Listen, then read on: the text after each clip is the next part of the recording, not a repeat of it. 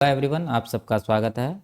RRB ALP और technician 2018 का maths का सॉल्यूशन कर रहे हैं, जिसमें 9 अगस्त और 10 अगस्त 2018 का तीनों शिफ्ट कंप्लीट हो चुका है। ठीक है, अगर ये वीडियो नहीं देखे हैं तो प्लेलिस्ट में जाकर के वीडियो देख सकते हैं। आज की क्लास में 13 अगस्त का सेकेंड शिफ्ट का सॉल्यूशन करेंगे। आगे बढ़ते हैं, उससे पहले चैनल पर नए हैं तो चैनल को सब्सक्राइब कर दीजिए। ठीक है, आगे बढ़ते हैं। पहला सवाल है, 5 मीटर ऊंचे किसी प्लेटफॉर्म से किसी टावर का उन्नयन कोण 30 डिग्री है।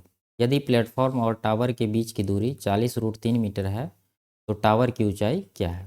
ठीक है, इस तरह से एक प्लेटफॉर्म है जिसका ऊंचाई कितना है, 5 मीटर, और एक टावर है यहाँ पर। ठीक है, और ये जमीन है। तो कह रहा है टावर के शीर्ष से प्लेटफॉर्म के पर से जो इसका उन्नयन कोण है वो कितना है, 30 डिग्री का है। इस तरह से ये कोण है 30 डिग्री का। ठीक है, तो ये समकोण है, तो ये कितना का बचा, 60 डिग्री का। देखिए ये 5 मीटर है तो ये भी 5 मीटर होगा, यहाँ से लेके यहाँ तक। अब देखिए पिछले क्लास में हम लोग देखे थे कि इस तरह का समकोण त्रिभुज का जो रेशियो होता है वो क्या होता है, 30 60 90 में। ये 30 है और ये 60 है और ये 90 है। तो 30 के सामने 1 होता है, 60 के सामने √3 होता है और 90 के सामने 2 होता है। और एक त्रिभुज चर्चा किए थे 45 45 90 का। ठीक है, तो इसका क्या हो जाता है, 1 1 और √2। ठीक है, तो दोनों याद रखना है, काफ़ी इंपॉर्टेंट है। देख रहे हैं इस पर कितना सारा सवाल सॉल्व होता है। तो देखिए यहाँ पर ये वाला लगेगा, तो यहाँ 60 के सामने क्या होगा, √3 होगा, 30 के सामने 1 होगा। हमारे पास दिया क्या है कि इनके बीच का जो दूरी है 40√3 है, यानी यहाँ से लेके यहाँ तक का दूरी कितना है, 40√3 है। तो यहीं पर लिख देते हैं, ये भी यहाँ तक का दूरी है। तो देखिए √3 यूनिट होगा ये, और ये 1 यूनिट होगा। तो यहाँ पर √3 यूनिट का वैल्यू कितना है, 40√3 है। 40 गुना है तो ये भी कितना हो जाएगा, 40 गुना 40 मीटर। तो ये 40 मीटर यहाँ से लेके यहाँ तक का ऊंचाई आया है। ठीक है, और ये नीचे कितना है, 5 मीटर पहले से है। तो टोटल जो टावर का ऊंचाई हो जाएगा कितना हो जाएगा, 40 + 5 45। ठीक है, ऑप्शन नंबर डी इसका सही आंसर होगा। अगला सवाल देखते हैं। दो पाइप पी और बी एक टंकी को क्रमशः 37.5 मिनट और 45 मिनट में भर सकते हैं। दोनों पाइप खुले हैं, टंकी 30 मिनट में भर जाएगी यदि पाइप बी को कितने मिनट बाद बंद कर दिया जाता है। देखिए पाइप पी है और पाइप बी है। पी भरता है 37.5 मिनट, तो इसको लिख सकते हैं 37 गुना 74 1 75/2 मिनट। और पाइप बी जो है वो 45 मिनट। तो पहले टंकी का कैपेसिटी निकालते हैं, इन दोनों का एलसीएम 75 और 45 का यहाँ पर निकालेंगे। तो मान लेते हैं बड़ा संख्या 75 है तो ये एलसीएम है। अब इसमें 45 का देखिए, 45 को दो भाग में तोड़ सकते हैं, 15 और 3 में। 15 इसमें ऑलरेडी है 75 में, तो बचा 3, 3 से इसमें गुना कर देंगे तो ये हमारा एलसीएम होगा। अब यहाँ पी का एफिशिएंसी कितना आएगा, 75 से इसको डिवाइड करेंगे तो 75 75 कट जाएगा, बचेगा 3 3, और ये नीचे वाला 2 गुना करेंगे तो आ जाएगा 6। और ये कितना आएगा, 3 से इसको कटाएंगे 15, 15 से 75 कटाएंगे तो 5। पी का एफिशिएंसी आ गया 5 और पी का आ गया 6। कह रहा है 30 मिनट के बाद, मतलब 30 मिनट में टंकी भर जाएगा। पी को पहले बंद करना है, तो 30 मिनट तक कौन लगातार काम करते रहेगा, पी। ठीक है, पी को तो पहले बंद कर दिया गया है, तो पी जो है वो 30 मिनट में कितना काम कर लेगा। क्या एफिशिएंसी है, 6। 6 से गुना करेंगे तो 180। और ये टोटल कैपेसिटी इसका कितना हो रहा है, 75 या 225। अब 225 में पी द्वारा किया गया काम है 180, तो इसको माइनस कर देते हैं तो बचेगा क्या हमारे पास, इधर आ गया 5, इधर 4, 45। अब ये बचा हुआ है, ये किसके द्वारा किया गया होगा, बी के द्वारा। तो बी का एफिशिएंसी यानी कार्य क्षमता है 5 यूनिट, तो 5 से इसको डिवाइड करेंगे तो टाइम आ जाएगा, तो ये आ जाएगा 9 मिनट। ठीक है, यानी बी केवल 9 मिनट ही काम किया है, यानी 9 मिनट चला के बी को बंद कर दिया गया। तो ऑप्शन नंबर ए इसका सही आंसर होगा। अगला सवाल देखते हैं। यदि 1000 की धनराशि 3 वर्ष में चक्रवृद्धि ब्याज की दर से 1331 हो जाती है तो ब्याज की वार्षिक दर क्या है। देखिए पी है 1000 और ए है यानी मिश्रधन है 1331, और ब्याज चक्रवृद्धि है और 3 साल का है। तो 3 साल का जब ब्याज रहता है तो समय रहता है तो ब्याज का जो दर है मतलब निकालते हैं वो क्या होता है, उसका मल्टीप्लाइंग फैक्टर। जैसे 3 वर्ष है तो इसका घनमूल ले लेंगे, ठीक है, दोनों का। अगर 2 वर्ष रहता तो वर्गमूल ले लेते। तो 1000 का घनमूल आ जाएगा 10 और इधर 1331 का क्या आ जाएगा 11। रेट जो है 10 से 11 है, 1/10। तो ये 10% इसका सही आंसर होगा, ऑप्शन नंबर सी। अगला सवाल देखते हैं। 2250 की राशि पर 3% साधारण वार्षिक ब्याज की दर से 2 वर्षों में कितना ब्याज प्राप्त होगा? सिंपल सा है, 3 दूना 6%। तो 2250 का 6% ऑप्शन नंबर 20 का सही आंसर हो जाएगा। ठीक है, 135 आता है। अगला सवाल देखते हैं। इसका रेसिप्रोकल पूछ रहा है, व्युत्क्रम। देखिए 5 दूना 10 3 13, ये कितना हो रहा है 5 दूना 10 3 13/5 हो रहा है। तो इसका रेसिप्रोकल लिखना है तो 5 ऊपर चला जाएगा, 3 13 नीचे आ जाएगा, तो 5/13 इसका सही आंसर होगा। अगला सवाल देखते हैं।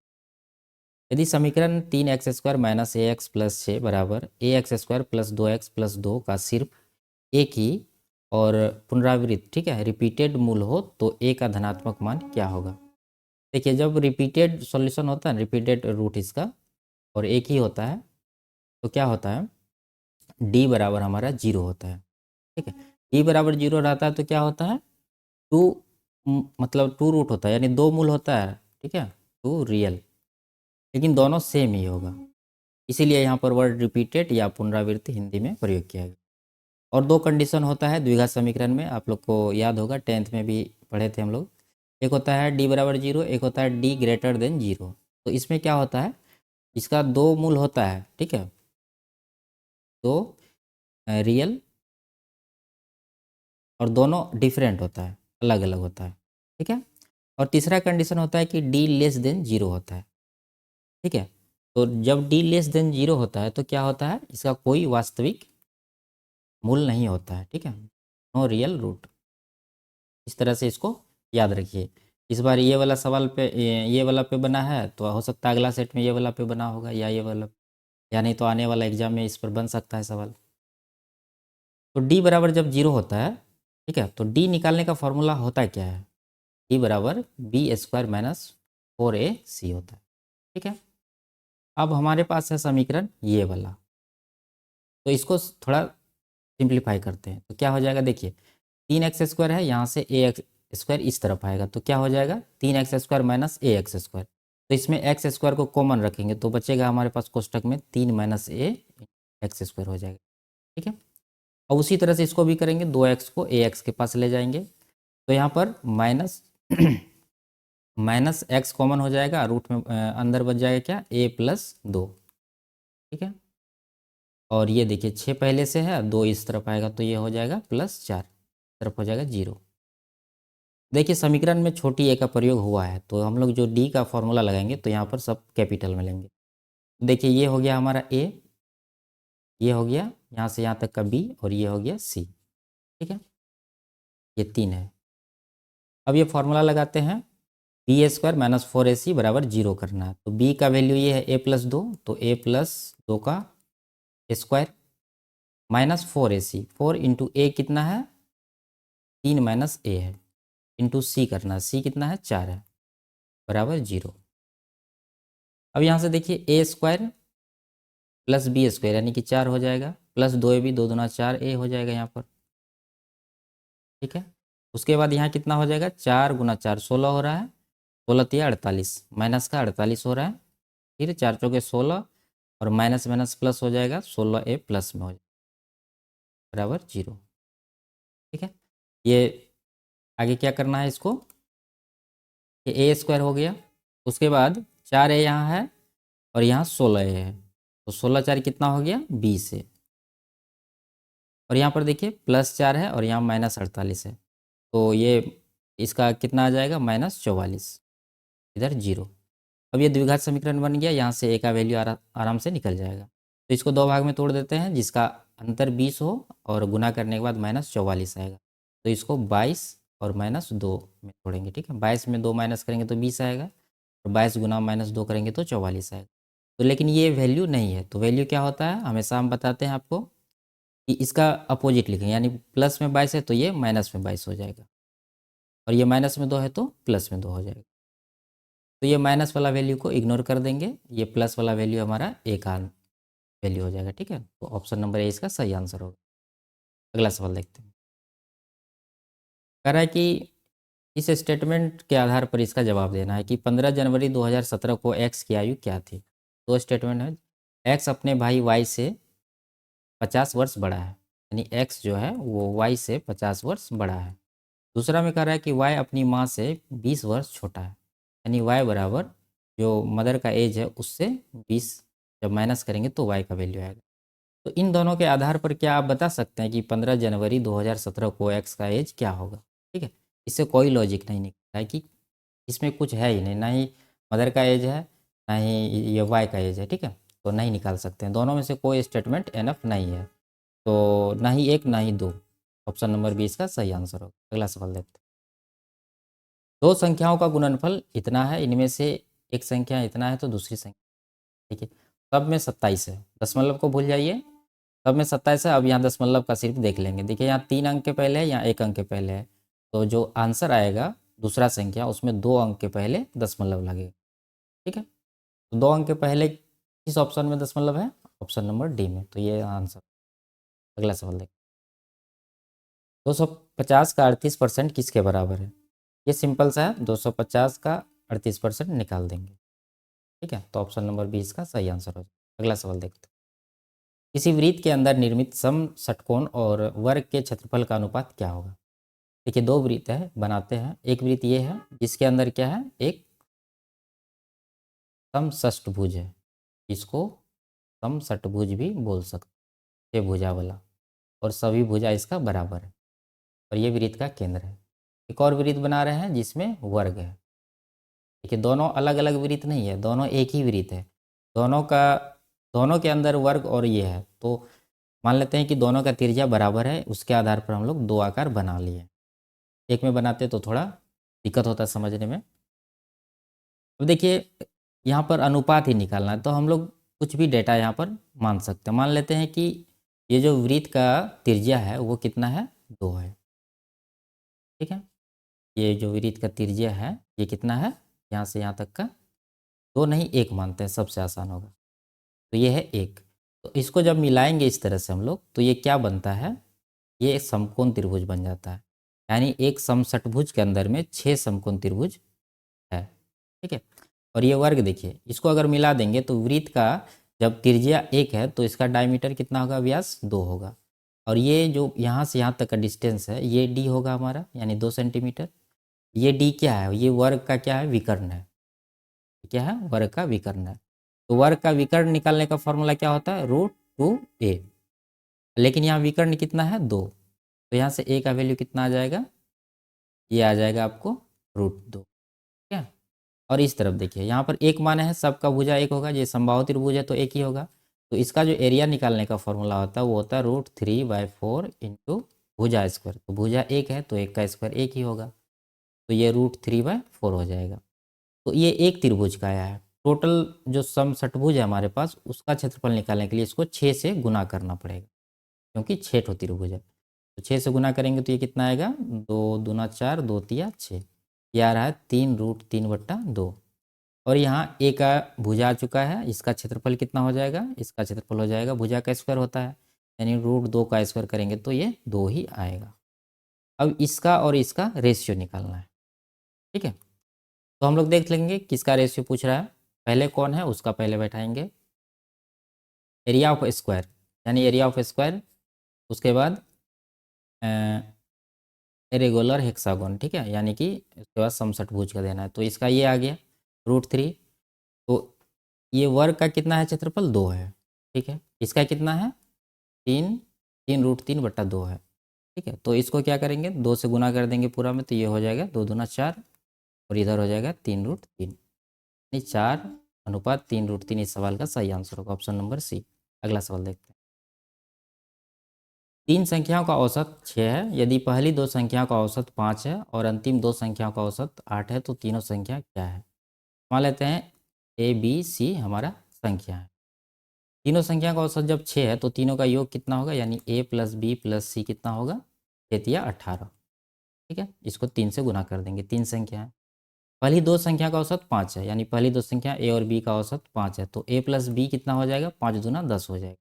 ठीक है, अंतिम दो संख्या, तो अंतिम दो संख्या हमारे पास क्या है, bc, तो बी प्लस सी कितना हो जाएगा, इसका औसत 8 है तो 8 दूना 16 हो जाएगा। अब यहाँ से वैल्यू निकाल लेंगे। देखिए यहाँ पर ए प्लस बी अगर इसमें माइनस करेंगे तो यहाँ से सी का वैल्यू आएगा। ठीक है, 18 में 10 माइनस करेंगे तो सी का वैल्यू आ जाएगा 8। अब सी का वैल्यू इस समीकरण में, मतलब इसमें 16 में 8 माइनस करेंगे तो बी का वैल्यू भी आ जाएगा 8, यानी बी और सी 8 8 है, तो ऑप्शन नंबर सी मार देंगे। और ए का भी निकाल सकते हैं। देखिए बी और सी 16 है, ए बी सी 18 है, तो अगर इसको इसमें माइनस कर देंगे, 18 में 16 माइनस कर देंगे तो ए का वैल्यू आ जाएगा 2, यानी 2 8 8 सही आंसर होगा। अगला सवाल देखिए, ए का साक्षरता प्रतिशत क्या है। ए का पॉपुलेशन है 200 और लिटरेट कितना है 150, यही है साक्षरता 150, तो 200 पे निकालना, तो ये 75% आएगा। ठीक है, अगला सवाल देखिए, इसको हल करना है तो ये कितना हो जाएगा, इसका मान हो जाएगा 4, उसके बाद गुना है माइनस है तो गुना करेंगे तो ये हो जाएगा 8 चौके 32। ठीक है, अब 20 में 32 माइनस करेंगे तो -12 आएगा। अब -12 से 24 को डिवाइड करेंगे तो ये कितना आएगा -2। ऑप्शन नंबर डी इसका सही आंसर होगा। अगला सवाल देखते हैं, 1 + 10 4 है, 1 - 10 का मान पूछ रहा है, तो मान लेते हैं यहाँ पर ये है। ठीक है, तो क्या होता है, इन दोनों को गुना कर दीजिए, सेक स्क्वायर प्लस 10 स्क्वायर गुना सेक स्क्वायर माइनस 10 स्क्वायर क्या हो जाएगा, ये A plus B into A minus B, तो A square minus B square होता है, तो ये हो जाएगा sec square theta minus 10 square theta, और इस तरफ गुना करेंगे तो 4 गुना के हमारा हो जाएगा 4 के। ये जो होता है सेक स्क्वायर माइनस 10 स्क्वायर बराबर 1 होता है। ठीक है, ये फॉर्मूला है, इसके बराबर 4 के, तो के का वैल्यू कितना आ जाएगा 1/4, जो कि होगा 0.25। Option number C. अगला सवाल देखते हैं, 19 गुना 23 इतना दिया हुआ है और 190 गुना इतना बराबर कितना होगा। देखिए वही बात है, यहाँ पर 437 तो आएगा ही, ऑप्शन में भी है, अब दशमलव का खेल है। देखिए इसमें एक जीरो लग गया है लेकिन इसमें एक जीरो नहीं है, तो एक जीरो के बदले ये दशमलव कहाँ चला जाएगा खिसक के, यहाँ पर चला जाएगा। ठीक है, यहाँ पर चला जाएगा। जब गुना करेंगे तो गुणनफल में भी 2 अंक के पहले दशमलव लग जाएगा, तो इस ऑप्शन में है 2 अंक के पहले, ऑप्शन नंबर सी में। अगला सवाल देखिए, मृणाल की उम्र कितनी है। मृणाल की माँ उसके 20 वर्ष बड़ी है, मृणाल की भाई उसकी तुलना में 3 वर्ष छोटा है। देखिए अगर मृणाल का एज हम लोग एक्स मानेंगे तो इसका जो माँ का एज होगा कितना होगा, एक्स प्लस 20 होगा, और इसका भाई जो है भाई की तुलना में 3 वर्ष छोटा है, तो ये इसका भाई का कितना एज हो जाएगा, एक्स प्लस 3 हो जाएगा। ठीक है, तो इन दोनों स्टेटमेंट के आधार पर क्या आप इसको बता सकते हैं मृणाल का एज कितना होगा। इसमें कोई कंडीशन ही नहीं दिया है, किसी भी दोनों में से किसी का एक एज रहता तो आराम से हम लोग निकाल देते, तो दोनों में से कोई एफिशिएंट नहीं है। ठीक है, सफिशिएंट नहीं है, ऑप्शन नंबर डी इसका सही आंसर हो जाए। अगला सवाल देना, पीटर नगर ए से आता है, पीटर पॉल नगर बी में रहने वाला है। ठीक है, वे एक ही समय पर एक ही मार्ग से एक दूसरे शहर के लिए अपनी यात्रा शुरू करते हैं, वे रास्ते पर कहीं मिलते हैं और अपनी यात्रा जारी रखते हैं। ठीक है, पॉल से मिलने के बाद पीटर को अपने गंतव्य तक पहुंचने के लिए 13.5 घंटे का समय लगता है, जबकि पॉल को पीटर के शहर तक पहुंचने में 6 घंटा का टाइम लगता है। अगर पीटर की गति 30 किलोमीटर प्रति घंटा है तो पॉल की गति क्या है। देखिए दो लोग हैं पीटर और पॉल, तो जब ये मिलने के बाद जो जब समय दिया रहे तो हम लोग स्पीड का रेशियो आराम से निकाल सकते हैं। देखिए मान लेते हैं कि जो पहला आदमी है पीटर, उसका स्पीड है S1, दूसरा का S2, का जो रेशियो होगा रूट अंडर मिलने वाला जो समय है, मिलने के बाद जो लगता है समय गंतव्य तक पहुंचने में, वो अपोजिट कर देंगे। तो देखिए यहाँ पर पीटर को 13.5 घंटा लग रहा है तो ये नीचे आ जाएगा, यानी S2 में ये आ जाएगा। इसको पहले लिख लेते हैं हम लोग। ठीक है, ये हो जाएगा T2 और ये हो जाएगा T1, यानी S1 S2 का ratio root under T2 T1 होगा। ये नियम है, ये फॉर्मूला है, ये हमेशा याद रखिए। अब इसके आधार पर हम लोग आंसर निकाल सकते हैं। ये T2 है, ठीक, तो ये 1 है। अब देखिए S1 कितना है, ये पीटर का स्पीड 30 है तो S1 30 हो जाएगा हमारा, और पॉल का निकालना है जिसका स्पीड S2 माने हैं तो ये S2 रहने देते, और रूट के अंदर क्या हो जाएगा T2, यानी दूसरा आदमी को कितना टाइम लग रहा है, दूसरा आदमी पॉल है जिसको 6 घंटा लगता है, 6 ऊपर जाएगा, और पहला आदमी इसका टाइम कितना 13.5 घंटा, तो 13.5 नीचे जाएगा, तो 13.5 को हम लोग क्या लिख सकते हैं, 27/2। तो 27 नीचे रहेगा, 2 ऊपर चला जाए।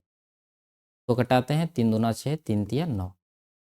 तो ये कितना आएगा, 3 दूना 6, 3 नमा 27, यानी 9 आएगा। तो इसका वर्गमूल 2 आ जाएगा और 9 का वर्गमूल 3 आ जाएगा। ठीक है, 2 का वैल्यू 30 है, तो यहाँ से 3 का वैल्यू कितना आएगा, 45। ठीक है, 2 का 15 गुना, तो 3 का भी 15 गुना करेंगे। तो ऑप्शन नंबर 20 का सही आंसर होगा। अगला सवाल देखते हैं। गूथे हुए आटे में चीनी और आटे का अनुपात 2:7 है। ठीक है, इस गूथे हुए आटे के 9 किलोग्राम में जॉन ने कुछ चीनी मिलाकर अनुपात को 2:5 बना दिया। जॉन ने बाद में कितनी चीनी मिलाई। देखिए, चीनी है, शुगर लिखते हैं, आटा का फ्लोर, अनुपात है 2:7। ठीक है, अब यहाँ पर कुछ चीनी मिला दिया है, जिसके कारण अनुपात क्या हो गया है, 2:5। 2:5। देखिए, चीनी को बदले हैं, मतलब चीनी मिलाए हैं, तो आटा को तो कुछ नहीं किए हैं, तो आटा बराबर होना चाहिए। लेकिन यहाँ 7 यूनिट है, यहाँ पर 5 यूनिट है, तो इसको बराबर कर लेते हैं फिर, क्योंकि आटा से हम लोग कोई छेड़छाड़ नहीं किए हैं। तो यहाँ पर आ जाएगा 5, यहाँ पर आ जाएगा 7। इसको बराबर करने के लिए ऐसे करेंगे।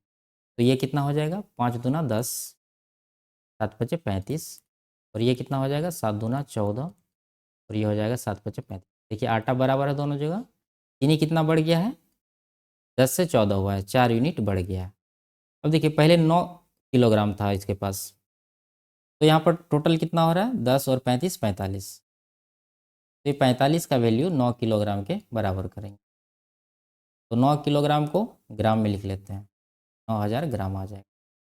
तो यहाँ से 1 यूनिट का कितना आ जाएगा, 45 से 9000 को डिवाइड करेंगे तो ये आ जाएगा 200 ग्राम। जो यहाँ पर मिलाया है वो कितना आया है, 4 यूनिट, 4 यूनिट बढ़ गया है। तो 1 यूनिट का 200, तो 4 का कितना आ जाएगा, 4 का आ जाएगा 800 ग्राम।